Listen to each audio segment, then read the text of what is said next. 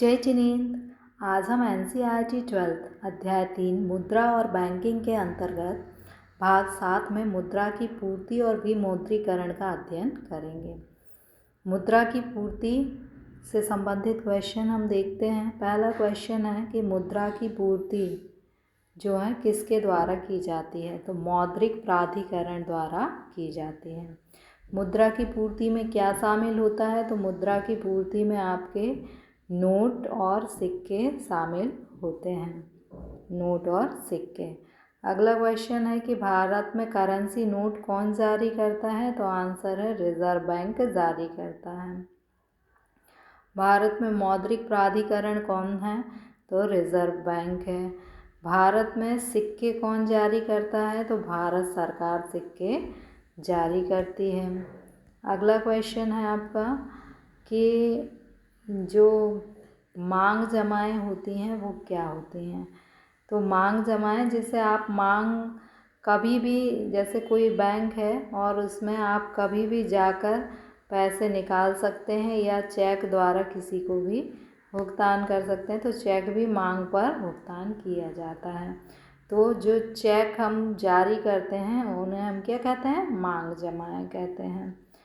और जो मुद्रा की पूर्ति में करेंसी नोट और सिक्के आते हैं, इसके अलावा व्यावसायिक बैंकों के बचत खाते और चालू खाते में जो राशि जमा है वह भी मुद्रा की पूर्ति में शामिल होती है। क्यों शामिल होती है, क्योंकि उसे कभी भी बाहर निकाल कर उपयोग में लाया जा सकता है, उसे मांग जमा भी कहते हैं। अब अगला क्वेश्चन है कि आवधिक जमा क्या होती है। आवधिक नाम से ही पता चल रहा है, अवधि जिसमें जो आपने बैंक में पैसा जमा किया है उसको निकालने की अवधि निश्चित होती है, 5 साल 10 साल, इससे पहले नहीं निकाल सकते, तो उसे हम क्या कहेंगे, आवधिक जमा कहेंगे। अगला है आपका कि कागज़ का मूल्य नगण्य होता है। कागज़ जो होता है, आप कोई भी कागज़ ले लें, कोई आप नोट ले लें और उस नोट को यदि आप फाड़ दें तो वो कितने में चलेगा, कितने में भी नहीं चलेगा, यानी कागज़ का मूल्य जो है वो नगण्य होता है। फिर ये नोट चलते कैसे हैं बाज़ार में, ये गारंटी के कारण चलते हैं। ये गारंटी कौन देता है, ये गारंटी रिजर्व बैंक देती है। लिखा रहता है ना, मैं धारक को इतने रुपए अदा करने का वचन देता हूँ, तो वो गारंटी के कारण नोट चलते हैं। ठीक, यदि आप नोट को प्रस्तुत करें किसी रिजर्व बैंक या किसी भी व्यावसायिक बैंक में, तो उस पर जो भी अंकित मूल्य है उसके बराबर क्रय शक्ति वह बैंक आपको प्रदान करेगा। क्रय शक्ति यानी 10 रुपये का सिक्का है तो आप इससे 10 रुपये तक की वस्तु खरीद सकते, तो इसकी क्रय शक्ति कितनी है, 10 रुपये। अब कागजी मुद्रा में कौन कौन सी मुद्रा आती है, तो करेंसी नोट और सिक्के। ध्यान रखना है, सिक्के कागज़ के नहीं बने होते लेकिन कागजी मुद्रा में आते हैं। वैधानिक पत्र किसे कहते हैं, जिसका कि कोई आंतरिक मूल्य नहीं होता। जैसे कि आपका कागज़ पर लिखा है 500 रुपये, आप इसे फाड़ दें तो ये कितने में चलेगा, कितने में भी नहीं चलेगा, यानी इसका आंतरिक मूल्य नहीं है, लेकिन ये विधान द्वारा स्वीकृत है इसलिए ये नोट चल रहा है, तो वैधानिक पत्र मुद्रा कहते हैं। इसके बाद वैधानिक पत्र मुद्रा को कोई स्वीकार करने से इनकार नहीं कर सकता। जितने भी हमारे देश में नोट और सिक्के चलते हैं उन्हें कोई भी लेने से इनकार नहीं कर सकता, लेकिन मांग जमाएं जो हैं वो वैध मुद्रा नहीं है। मांग जमाएं यानी जैसे मान लीजिए चेक है, ये क्या है, मांग जमा है, तो कोई व्यक्ति इसे लेने से इनकार कर सकता है, हाँ कर सकता है, लेकिन इसे लेने से इनकार कर सकता है क्या, नहीं कर सकता।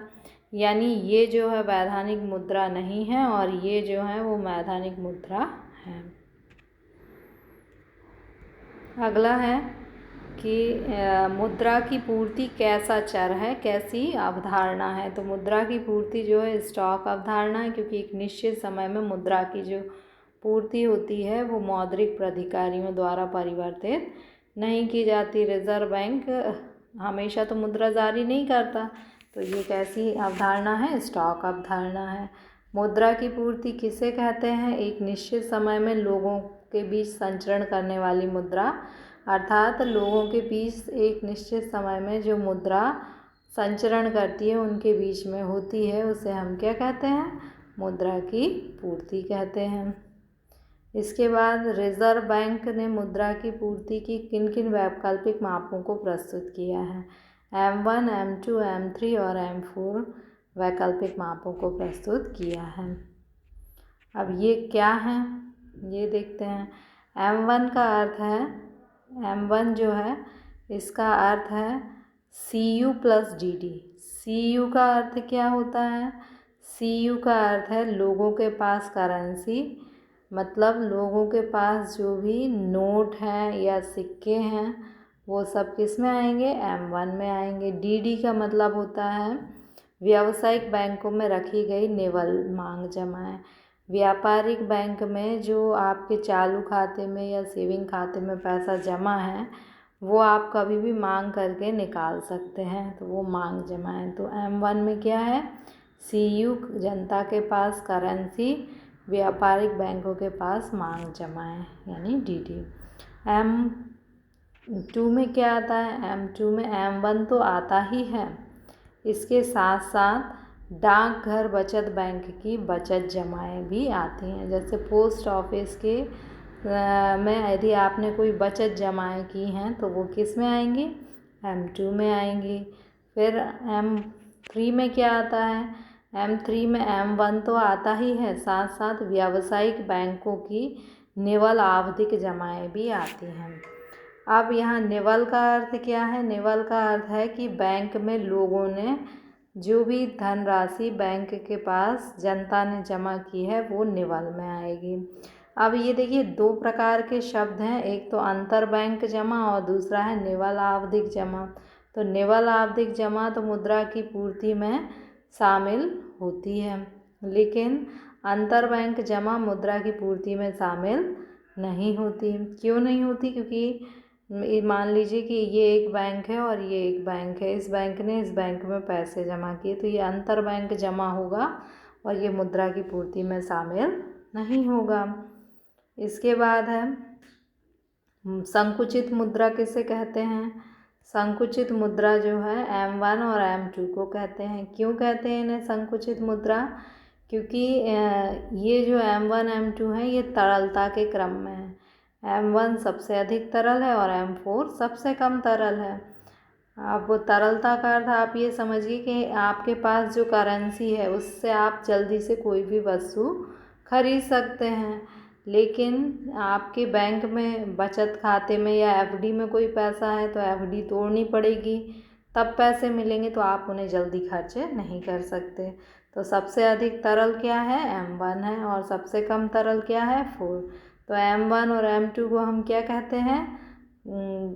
संकुचित मुद्रा। और M3 और M4 को हम क्या कहते हैं? व्यापक मुद्रा कहते हैं। सबसे तरल और आसान मुद्रा क्या है? M1 है। सबसे कम तरल मुद्रा कौन सी है? M4 है। मुद्रा की पूर्ति की सबसे साधारण माप कौन सी है? M3 है। मौद्रिक संसाधन किसे कहते हैं? M3 को कहते हैं। अब हम विमुद्रीकरण को देखते हैं। विमुद्रीकरण, देखिए मुद्रीकरण यानी मुद्रा जारी करना, विमुद्रीकरण यानी जो मुद्रा प्रचलन में है उसको चलन से बाहर करना। जैसे ये विमुद्रीकरण क्यों किया जाता? हाल ही में विमुद्रीकरण किया, यानी 500 और 1000 के नोटों को चलन से बाहर किया। क्यों? किन समस्याओं का सामना करने के लिए किया गया? भ्रष्टाचार, काला धन और आतंकवाद की समस्या से निपटने के लिए विमुद्रीकरण किया गया। अब विमुद्रीकरण की नई पहल कब की गई? नवंबर 2016। ये ऑब्जेक्टिव का इम्पॉर्टेंट क्वेश्चन है। फिर विमुद्रीकरण, नवंबर 2016 के विमुद्रीकरण में कौन से करेंसी नोटों को कहा कि ये विधिग्राह्य नहीं रहेंगे? तो 500 और 1000 के नोट। अब एक नई श्रृंखला शुरू की गई, मतलब विमुद्रीकरण के बाद कौन से श्रृंखला के नए नोट जारी किए गए? 500 और 2000 के नए नोट जारी किए गए। अगला क्वेश्चन है कि विमुद्रीकरण जब सरकार ने किया तो बिना किसी घोषणा के हम अपने पुराने नोटों को बैंक में कब तक जमा कर सकते थे? 31 दिसंबर 2016 16 तक। और घोषणा के साथ रिजर्व बैंक में कब तक नोटों को जमा किया जा सकता था? 31 मार्च 2017 तक। अब ये जो विमुद्रीकरण था इसका क्रियान्वयन कैसे किया गया कि 4,000 रुपये तक के जो नोट 4,000 रुपये तक के नोट प्रतिदिन बैंक से बदलना संभव हुआ। पेट्रोल पंप आदि में कब तक पुराने नोट चले? 12 दिसंबर 2016 तक। अब विमुद्रीकरण के सकारात्मक और नकारात्मक दोनों प्रभाव रहे। नकारात्मक प्रभाव क्या रहा कि लोग एटीएम के बाहर लंबी लंबी लाइनें लगानी पड़ी, मुद्रा जो है कम चलन में हुई, जिससे आर्थिक क्रियाएं भी कम हो गई। विमुद्रीकरण के सकारात्मक प्रभाव भी रहे। क्या सकारात्मक प्रभाव रहे कि बहुत सारे लोग जो पहले कर नहीं देते थे अब वे कर के दायरे में आ गए। औपचारिक वित्तीय, पहले लोग अपना पैसा बैंक में जमा नहीं करते थे, तो अब वे लोग भी अपना पैसा बैंक में जमा करने लगे। बैंक के पास अधिक धन एकत्रित हो गया तो वो लोगों को कम ब्याज पर ऋण प्रदान करने लगा। काले धन की समस्या हल हो गई क्योंकि लोगों ने अपना काला धन जो है बैंक में जमा किया और उस पर निर्धारित शुल्क चुकाकर जमा करने की व्यवस्था थी। फिर लोग अब आगे कार्य धन की चोरी, मतलब कर की चोरी करने से बचने लगे क्योंकि अचानक फिर विमुद्रीकरण होता है तो कर इकट्ठा जमा करना पड़ता है। उससे अच्छा नियमित समय पर ही कर का जमा करना लोगों को अधिक आसानजनक लगा। इसके बाद इससे भ्रष्टाचार में कमी आई और लोग कर देने को उत्साहित हुए। और इसके साथ साथ ही इलेक्ट्रॉनिक भुगतान टेक्नोलॉजी, लोग जो है इलेक्ट्रॉनिक भुगतान की तरफ शिफ्ट हो गए। Okay, thank you.